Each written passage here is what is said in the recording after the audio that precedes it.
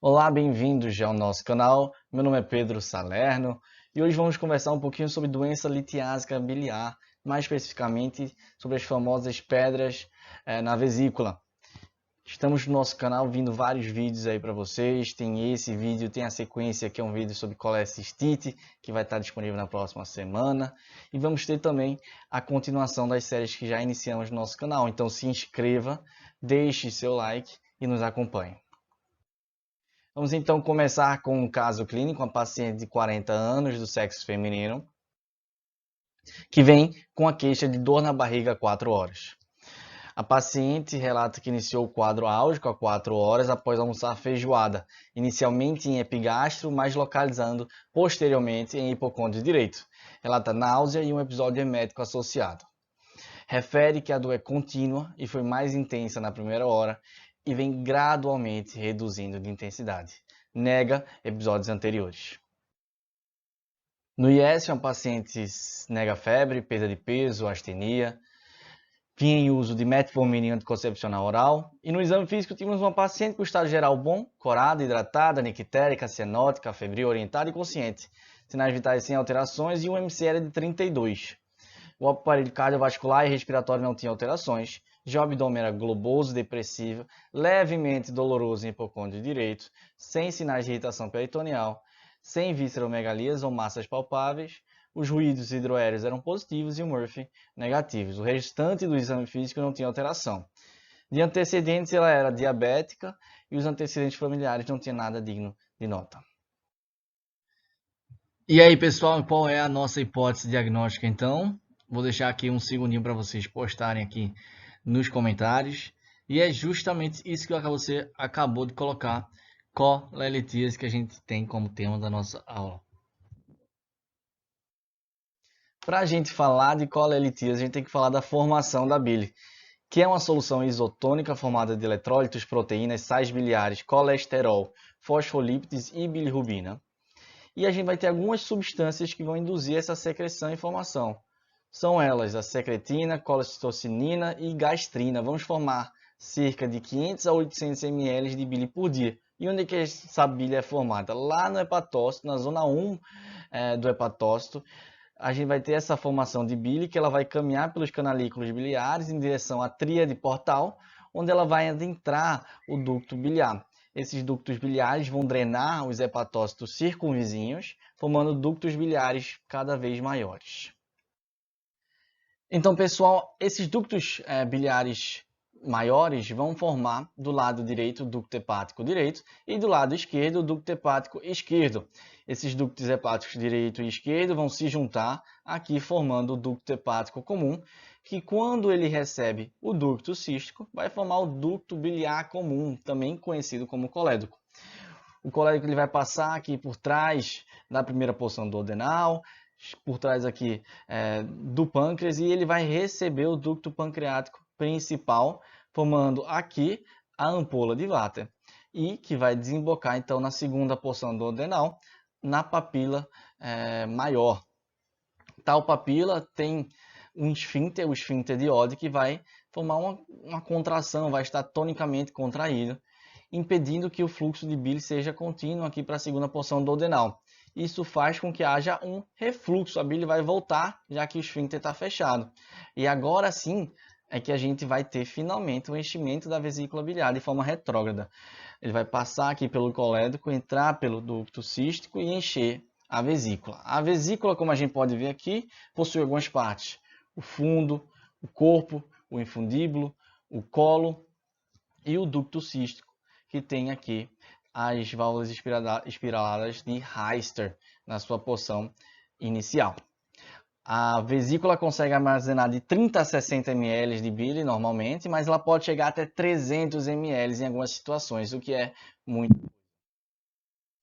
Essa imagem aqui é muito importante para a gente, porque ela mostra algumas coisas que são fundamentais para a gente entender o sistema biliar. Primeira coisa é que vocês vejam aqui que existem várias variações anatômicas. Mais ou menos 30% dos pacientes possuem alguma variação anatômica, então isso é muito considerável na hora de você for abordar esse paciente, entender que você pode se deparar com anatomia diferente. E outra coisa que eu quero valorizar aqui é justamente a irrigação. A gente tem, na maioria dos pacientes, mais ou menos 75% dos pacientes, a artéria cística, que a gente pode ver aqui, sendo originada da artéria hepática direita, tá certo?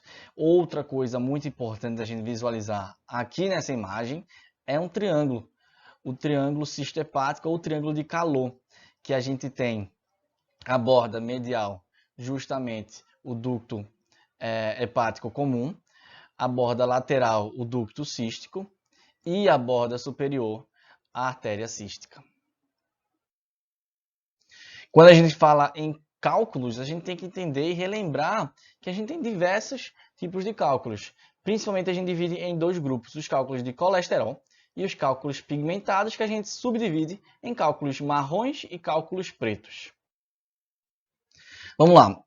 Para entender a formação dos cálculos, principalmente os cálculos de colesterol, é muito importante entender que a gente tem um equilíbrio na bile entre solventes e solutos. Os principais solventes, sais biliares e fosfolípides. E os principais solutos, bilirrubina e colesterol. O que isso quer dizer? Os sais biliares e os fosfolípides precisam dar conta de dissolver a bilirrubina e o colesterol. Esse triângulo aqui é conhecido como triângulo de Edmonds-Small. É um triângulo que revolucionou, é fruto de um estudo, que revolucionou o entendimento da fisiopatologia dos cálculos biliares. Porque antigamente acreditava-se que o principal fator para a formação dos cálculos era a estase na vesícula biliar. E se viu que, apesar de muito importante, não era a estase, e sim o equilíbrio entre solventes e solutos, que era o principal motor na formação desses cálculos. A gente tem aqui nesse triângulo a porcentagem e a concentração de lecitina, que é o principal fosfolípide, a porcentagem de sais biliares e a porcentagem de colesterol. Essa área aqui debaixo dessa curva é justamente quando a gente tem a bile líquida, ou seja, um equilíbrio, principalmente com a maior concentração de sais biliares e fosfolípidos, e uma menor concentração de colesterol. Quando essa porcentagem, essa concentração de colesterol vai aumentando, nós vamos ter a bile em outros estados e favorecer a formação de cálculos. Isso a gente pode ver melhor nesse próximo slide agora. Então vejam aqui, quando a gente tem ou o aumento de colesterol ou a diminuição do nosso solvente, como sais biliares ou a lecitina, a gente vai favorecer a supersaturação da bile, que isso vai promover a nucleação, e a partir da nucleação a gente vai ter a formação do microcálculo, que vai se conduzir até a formação do cálculo principal.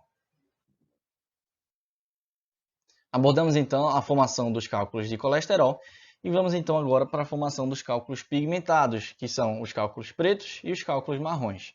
Os cálculos pretos podem ser frutos principalmente da hemólise crônica ou do aumento do ciclo enterohepático de bilirrubina. Na hemólise crônica, por exemplo, nós temos a quebra da hemoglobina, a liberação, então, da bilirrubina indireta. Essa bilirrubina indireta, também conhecida como bilirrubina não conjugada, vai ter a sua concentração aumentada, A gente viu que a bilirrubina é considerada um soluto e ela vai precipitar na forma de bilirrubinato de cálcio. Já os cálculos marrons, que a gente possui um vídeo aqui que eu vou deixar no card, sobre um caso muito interessante de uma infecção eumíntica causando cálculos marrons. E aí vocês vão lá e vão dizer qual é o verme que era responsável naquele paciente. Ou seja, os cálculos marrons são frutos de uma infecção do sistema da via biliar.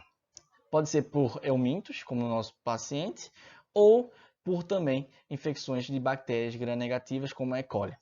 Essas bactérias, por exemplo, vão liberar beta-glicoronidases, que vão desconjugar a bilirrubina direta em bilirrubina não conjugada ou bilirrubina indireta, que vai seguir o mesmo caminho, que é a precipitação em bilirrubinato de cálcio. Existem alguns fatores que vão favorecer a formação de cálculos, é importante a gente conhecer.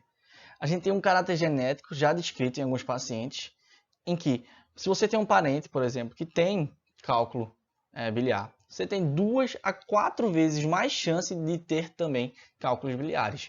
Algumas populações também têm mais cálculos do que outras. Os indígenas já foram descritos um gene chamado LIT, que aumenta a chance deles terem cálculos biliares.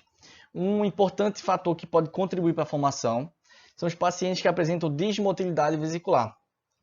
A hipertrigliceridemia pode favorecer essa desmotilidade, que vai favorecer a estase, e como a gente já tinha mencionado, a estase é um dos fatores que pode ajudar a favorecer a formação dos cálculos. A vagotomia troncular vai ser responsável pela desmotilidade vesicular, justamente porque a inervação da vesícula biliar é feita através do ramo hepático do vago anterior. Então, se a gente tira essa inervação, você não tem o estímulo chegando para a contração vesicular ser efetiva. Nessa mesma linha, a NPT, como a gente não vai ter o estímulo enteral da alimentação para estimular essa contratividade vesicular, a gente vai ter essa desmotilidade associada.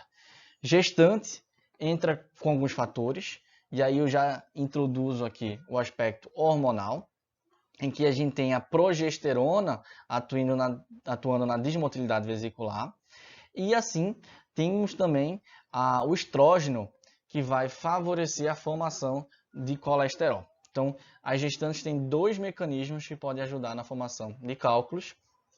E a gente tem também na diabetes um fator contribuinte, porque a gente tem justamente uma lesão neuropática associada à diabetes, que pode favorecer também, assim como ela favorece a gastroparesia, a diminuição da motilidade da vesícula biliar. E a lesão medular entra também nesse mesmo cenário de diminuição da inervação. O hormônio, como a gente já falou, favorece, através do estrógeno, a formação do colesterol, e a progesterona atua diminuindo essa motilidade vesicular. Então, quais são as pacientes que tipicamente têm cálculos? São as pacientes de 15 a mais ou menos 40 anos, múltiplas, gestantes e por aí vai. Um fator também muito interessante e que tem uma relação meio que engraçada com a formação de cálculos é o peso, que tanto para mais quanto para menos pode formar cálculos. Quando o paciente é obeso, ele vai ter uma maior secreção de colesterol e pode aumentar em até 3 vezes o risco de cálculos. Agora, se o paciente emagrece muito rápido também, todo aquele estoque de lipídios que ele tinha vão ser mobilizados. E quando eles são mobilizados, onde é que eles vão parar? Exatamente, na vesícula biliar. Se a gente aumenta a concentração de colesterol na vesícula biliar, vocês já sabem o resto, né? A gente favorece a supersaturação, nucleação e a precipitação na forma de cristais e cálculos biliares. Drogas também, às vezes, são associadas à formação de cálculos. O clofibrato é um medicamento da classe dos fibratos, que atua justamente na redução do triglicerídeo, mas ele também diminui o colesterol. Já que ele diminui o colesterol e ele não bloqueia, como as simvastatinas, as estatinas bloqueiam o HMG com a reductase, que é a enzima principal na formação do colesterol. Então o corpo ele vai, já que o nível sérico do colesterol baixou, induzir uma maior neossíntese de colesterol. E se a gente tem uma neossíntese, a gente vai favorecer também a aparição desse colesterol na vesícula biliar e, consequentemente, na precipitação dele. Octreotide entra justamente na desmotilidade vesicular, porque ele vai ser um inibidor da colecistoxinina, e se a gente inibe um dos hormônios que está associado com a contração da vesícula, a gente diminui essa motilidade. Ceftriaxona, isso aí é principalmente em crianças, ela pode ter um acúmulo e uma concentração maior na vesícula biliar e precipitar na forma de cristais. Pacientes que fizeram alguma ressecção ileal ou que possuem Crohn vão ter uma diminuição do pool de sais biliares pela redução da circulação enterohepática. Lembre-se que lá no ilho distal que a gente vai ter a reabsorção desses sais biliares. Então, 1/3, isso é muito importante, dos pacientes submetidos à ressecção ileal podem cursar com litíase, tá certo? É um número muito expressivo. Essa parte aqui da nossa conversa, ela é fundamental. Quer entender qual é a história natural da paciente com pedra na vesícula. Então, a maioria dos pacientes são assintomáticos. Por isso que, muitas vezes, quando se pede um ultrassom de abdômen, você pode flagrar cálculos na vesícula e a paciente nunca ter relatado nada, porque a grande maioria das pessoas que têm cálculos não tem sintomas.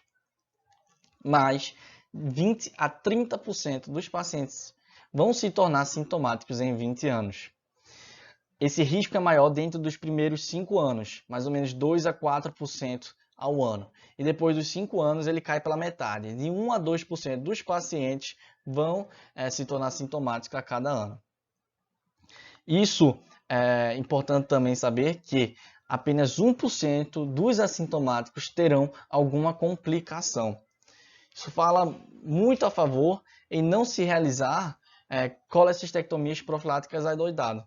Não é só porque você teve um ultrassom mostrando cálculo na vesícula que você vai ter que fazer uma cirurgia para tirar a vesícula. Porque apenas 1% desses pacientes vão ter complicações, então não justifica. Isso limita as indicações da colecistectomia profilática, que a gente vai falar agora. Quais são essas indicações principalmente? Anemia hemolítica. Ele vai ter sempre um mecanismo formador de cálculo. Qual o tipo de cálculo a gente falou? Cálculo pigmentado. Então, se a gente tem sempre um mecanismo formador, sempre hemólise crônica, sempre liberação de bilirrubina indireta, que vai sempre favorecer a precipitação dela em bilirrubinato de cálcio, o que a gente tem que fazer? A gente tem que tirar essa vesícula profilaticamente. Se a gente tem um risco aumentado de carcinoma, e aí pode ser por algum fator, seja uma vesícula em porcelana, um cálculo maior do que 2,5 que está associado ao risco de colangiocarcinoma, ou um longo canal comum de ducto biliar e pancreático. A gente tem também a indicação de fazer uma colecistectomia profilática. Alguma indicação também é relativa. Se o paciente ele vai realizar uma bariátrica ou um transplante, ele pode, em alguns cenários, ser realizado uma colecistectomia profilática. Antes da bariátrica, porque a gente vai ter justamente o favorecimento desses cálculos biliares. E no transplante é porque você vai ter, por exemplo, um paciente imunossuprimido que ele pode ter um risco maior de complicações caso ele tenha uma colelitíase e uma colecistite. Qual é a apresentação? O que o paciente vai chegar para você afirmando estar sentindo? Quando a gente tem uma impactação temporária, importante essa palavra, temporária, do cálculo em via biliar, geralmente infundíbulo, a gente vai ter o paciente que vai se queixar de uma dor biliar. Veja que o termo cólica biliar que está aqui descrito é o termo clássico, mas incorreto, porque a gente não vai ter uma dor em cólica, porque a dor é constante, ela é contínua. Então, é uma dor contínua, de alta intensidade, por até 6 horas. Esse marco no tempo é muito importante, porque vai diferenciar principalmente da colecistite. Então, essa dor ela é principalmente intensa na primeira hora e ela vai diminuindo gradativamente até 6 horas. Com melhora dentro de 24 horas. Ela tem que melhorar dentro de 24 horas, senão a gente vai pensar em outro diagnóstico para ela. Essa dor ela pode estar associada a náuseas e vômitos e muitas vezes ocorre após a paciente se esbanjar na comida. Então a nossa paciente tinha comido feijoada, a nossa paciente que fazia anticoncepcional oral e a nossa paciente que era obesa. Então a gente tinha vários fatores de risco para a colelitíase nela. Então, qual era o nosso diagnóstico? Exatamente isso, colelitíase. E qual é a conduta imediata? A gente tem que fazer o que com essa paciente? A gente tem que fazer a analgesia, que é fundamental, controle da dor. O paciente tem que ter esse controle da dor. E a gente vai solicitar algum exame confirmatório, seja um ultrassom abdominal e o laboratório. O laboratório, apesar de não ajudar a fechar o diagnóstico de colelitíase, ele vai ajudar a excluir outros diagnósticos. Ele vai excluir a presença de uma leucocitose e outras alterações que poderiam levar e induzir você a pensar ou em uma colecistite ou algum outro diagnóstico que pode cursar também com uma dor. Importante lembrar também que a dor em hipocôndrio direito, que é a dor da colelitíase, pode também se iniciar em epigastro e só depois migrar para o hipocôndrio direito, tá certo? Quando a gente fala aqui em diagnóstico, a gente está vendo uma tabela lá do Harrison, que ele mostra a importância e os benefícios de você fazer um ultrassom, que é um exame rápido, de baixo custo, sensibilidade altíssima, mais de 95%. Consegue avaliar não só a via biliar, mas também o fígado, o pâncreas, tá certo? E não vai ser limitado tanto por icterícia ou gravidez. Algumas coisas vão limitar, tá certo? O gás no intestino, existe uma distensão de alças muito importante, pode atrapalhar. Se o paciente é muito obeso ou tem ascite, isso também pode atrapalhar o diagnóstico e a avaliação. que é operador dependente. Aqui a gente consegue ver uma vesícula biliar com cálculos em seu interior, com uma sombra acústica, comprovando o diagnóstico de colelitíase. Um achado que vem sendo descrito cada vez mais no ultrassom é a lama biliar, ou biliary sludge, que vocês podem ver aqui, que são ecos de baixa densidade, que a gente vê no ultrassom e que se deposita conforme a gravidade. Veja que ela está aqui se depositando no fundo da vesícula.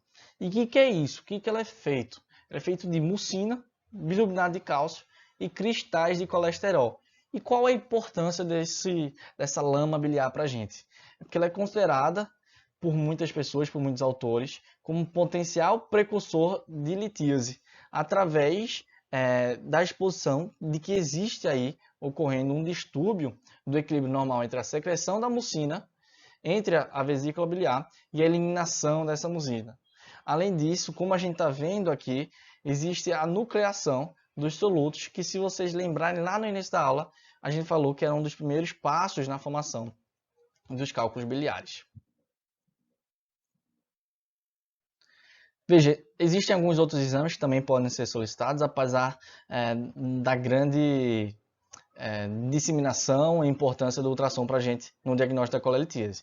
O raio-x não ajuda tanto, geralmente ele pode ser solicitado em algum outro contexto e você identificar um cálculo pigmentado ou alguma complicação como uma vesícula em porcelana, uma colecistite em enfisematose em que a gente vai ter ao redor da vesícula biliar, ou até uma complicação como o íleo biliar.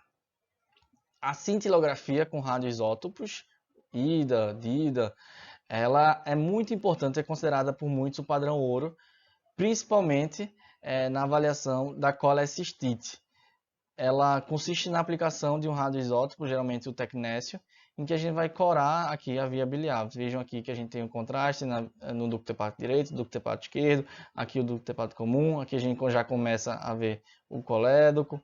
E vejam que após 1 hora, ou em alguns cenários, em alguns serviços, até 4 horas, não existe a captação do contraste através da vesícula biliar. Isso mostra e indica a presença de colecistite.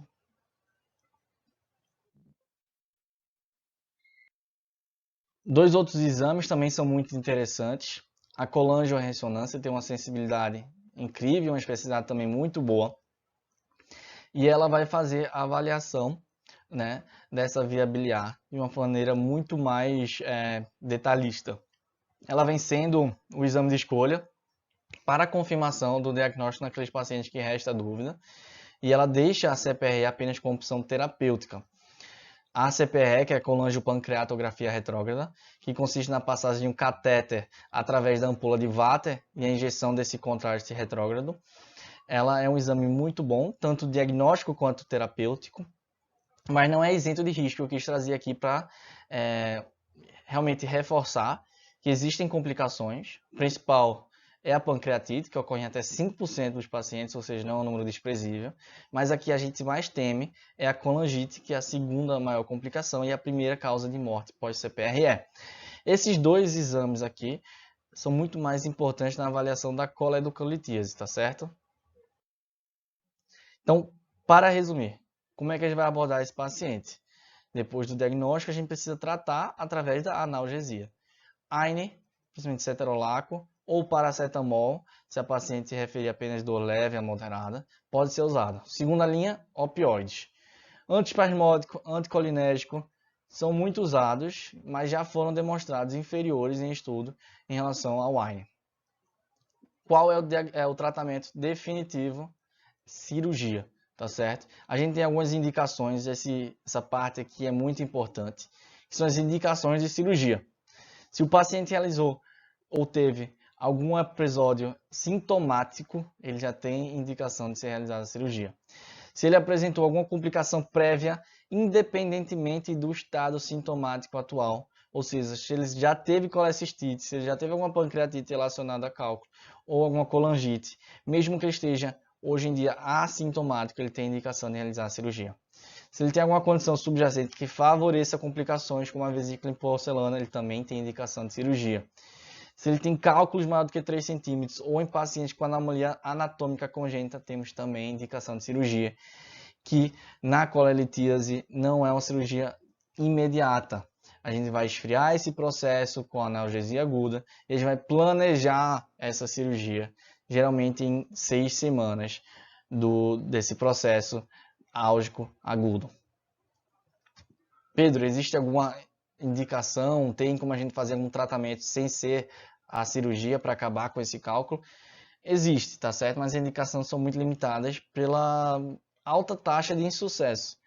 Veja, se o paciente ele tem cálculos radiotransparentes menor que 5 milímetros, com a vesícula funcional, pode ser feito ácido ursodesoxicólico 10 a 15 mg quilo dia por até 2 anos. Quais são os problemas desse tratamento? A limitação, né, tem que ser um cálculo menor do que 5 milímetros e tem que ter uma vesícula funcionante, senão ele não vai conseguir expelir, tá certo? Esse cálculo que foi quebrado. E recorre muito. Até 50% dos pacientes vão ter a recorrência do cálculo e é um tratamento caro. Outra opção é a litotripsia extracorpórea por ondas de choque, que tem uma taxa de sucesso melhor, né? Recorrem apenas 20% dos pacientes, mas você só pode ter um cálculo, né, que é de 5 a 20 milímetros. Então, limita muito as indicações e não são todos os centros que realizam. Quando é que a gente faz geralmente essas outras técnicas? Quando a gente tem um risco proibitivo, anestesia geral ou uma recusa operatória. Então, quando a gente fala em cirurgia, existem duas opções. A gente pode fazer a cirurgia laparoscópica, né, por vídeo, que a gente tem um canal explicando um pouquinho sobre elas, e a cirurgia aberta, que é a clássica. Então, hoje em dia, a gente tem principalmente a cirurgia laparoscópica como principal forma de abordagem da colelitíase, né, na cirurgia eletiva que vai ocorrer mais ou menos 6 semanas após a colelitíase aguda. Por que a gente está escolhendo mais laparoscopia? Tem uma diminuição da permanência hospitalar, menor custo e menor incapacitação. Todos esses fatores que fica fácil entender se você assistir o nosso vídeo lá sobre as vantagens da laparoscopia. Mas existe, né, algumas indicações de você fazer a cirurgia aberta. Principalmente quando a gente fala que a gente tem uma reserva cardiopulmonar ruim, uma DPOC avançada, ou um paciente com IC, com fração de ejeção menor do que 20%. Porque a gente sabe que na laparoscopia a gente tem que fazer o pneumoperitônio. E esse pneumoperitônio tem repercussões, né, hemodinâmicas importantes que alguns pacientes não podem suportar. Tá certo? Então, uma indicação relativa de abordagem aberta seria justamente essa incapacidade de suportar o pneumoperitônio. Se a gente tem câncer de vesícula suspeito ou confirmado, essa é a indicação absoluta de você abordar por via aberta. Outras relativas são cirrose com hipertensão portal, que dificulta o processo. Gravidez no terceiro trimestre, lembrando que no segundo trimestre pode ser feito por via laparoscópica. Ou se você vai realizar procedimentos combinados que não podem ser realizados por via laparoscópica. Então a laparoscopia, ela em um grande estudo descrito no Harrison, foi associada a uma taxa de complicação mais ou menos de 4%, associado à necessidade de conversão em 5% dos pacientes, e uma mortalidade baixíssima, menor que 0,1% dos pacientes. A taxa de lesão de vias biliares ficou em 0,2% a 0,6% dos pacientes. É um pouco maior do que a taxa de lesão na cirurgia aberta, mas são geralmente lesões de menor importância, tá certo? Então a gente considera equivalente em relação ao acometimento das lesões de vias biliares. Então vamos continuar com o nosso clínico para a gente encerrar. Então foi feita a analgesia, solicitado ultrassom, que evidenciou a vesícula com múltiplos cálculos no seu interior, a maior medindo 15 milímetros, sem dilatação da via biliar, intra ou extrahepática, sem outras alterações, o lábio sem anormalidades, e ela recebe alta então em bom estado clínico, com programação de, como a gente falou, colecistectomia videolaparoscópica eletiva. O paciente precisa então de alguma outra avaliação antes de ser submetida à cirurgia. O que vocês acham? É importante, a gente falou de alguns exames, né? Excluir a presença de coledocolitíase, tá certo? E para isso a gente tem esse guideline 2019 da SGE, que vai avaliar o risco da paciente de ter colelitíase e como a gente vai conduzir antes da abordagem. Então, se a gente considera um paciente que a gente viu cálculo no colédoco ou se a paciente apresenta colangite, ou ainda se ela tem uma bilirrubina total maior do que 4 com dilatação do ducto biliar comum, essa paciente, antes de ser operada, ela precisa fazer uma CPRE, que foi aquele exame que a gente mencionou lá no meio da aula. A gente considera, então, uma paciente de alto risco direto para a CPRE. Se a paciente tem alteração de aminotransferases, ou uma idade maior que 55 anos, ou um ducto biliar comum dilatado, com a vesícula biliar normal posicionada, a gente considera o paciente de médio risco intermediário, e ela tem algumas opções. Pode ser realizado tanto a avaliação pré-operatória, pela colangiorressonância, pelo ultrassom endoscópico, ou ainda pode ser realizada a avaliação intraoperatória, pela pancreatografia intraoperatória ou pelo ultrassom intraoperatório. E por último, se o paciente não preenche critério para nenhuma dessas situações, a gente considera ele de baixo risco e a gente pode prosseguir para a colecistectomia com ou sem a avaliação intraoperatória. Fica a critério do cirurgião. Se ele vê na hora lá que existe uma dilatação importante ali do ducto hepático comum, ele pode considerar realizar a avaliação intraoperatória. No nosso caso, então, a paciente não fechava nenhum desses critérios que fossem de risco intermediário ou risco alto, então a gente considera ela de baixo risco e a gente pode então prosseguir para a cirurgia. Então, rapidamente, sobre coledocolitise, é importante lembrar que ela pode ser primária ou secundária. Esse slide também está aqui naquela aula que eu vou deixar aqui no card de novo, que fala sobre os cálculos pigmentados, tá? Então, a coledocolitise primária acontece quando o cálculo ele é formado justamente no colédoco e são frutos principalmente dos cálculos pigmentados marrons, que a gente falou que são frutos de infecção ali na via biliar. Já a coledocolitise secundária, quando o cálculo nasce, né, é formado na vesícula biliar, ele migra em direção ao colédoco, impacta lá, e aí são os cálculos pretos e os cálculos de colesterol. Por fim, esse caso não acabou. Como vocês podem ver aqui na tela, a gente vai ter a continuação dele. A paciente vai retornar, né, uma semana antes da cirurgia programada com alguma coisa que a gente vai descobrir o que é no nosso próximo vídeo. Então, caso você tenha gostado nessa nossa revisão sobre colelitíase, eu peço que você deixe aqui seu like e volte semana que vem para a gente acompanhar o que aconteceu com a nossa paciente, tá certo? Muito obrigado e até a próxima.